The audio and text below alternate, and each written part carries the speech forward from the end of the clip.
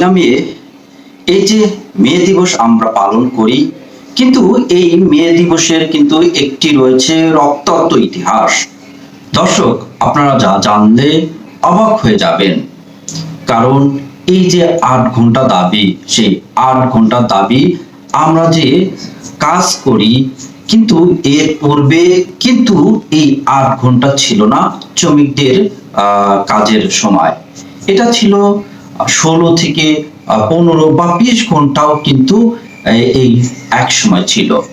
আর এরই দাবিতে কিন্তু আমেরিকার যে হে মার্কেট রয়েছে শিকাগো শহরে 1886 সালে সেখানে কিন্তু বিক্ষোভ হয়। সেই বিক্ষোভে কিন্তু পুলিশ গুলি বর্ষণ করে এবং অনেক শ্রমিক মারা যায় এবং রক্তাক্ত হয়। আর এরপরই সারা পৃথিবীতে আসলে এই আন্দোলন নিয়ে কিন্তু আওয়াজ ওঠে এবং এই যে পয়লা মে সেটাকে আসলে শ্রমিক দিবস হিসাবে অনেক দেশ পালন করে।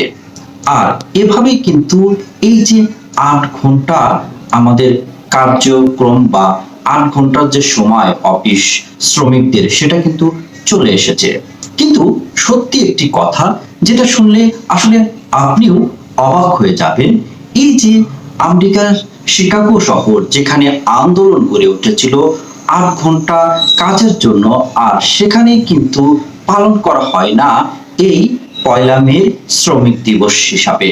সেখানে পালন করা হয় সেপ্টেম্বর মাসে লেবার ডে, সেই লেবার ডে পালন করা হয়।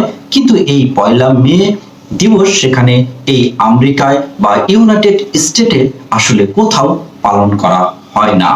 তো দর্শক, এই যে বৈষম্য সেটা কিন্তু এখনো রয়েছে। আর যার জন্য যে কাজের জন্য 8 ঘন্টা কাজের জন্য শ্রমিকরা কিন্তু রক্ত দিয়েছিল, সেই রক্তের বিনিময়ে যে 8 ঘন্টা হয়েছে, এটা কিন্তু এখনো সব দেশে পুরোপুরি বাস্তবায়ন হয়নি।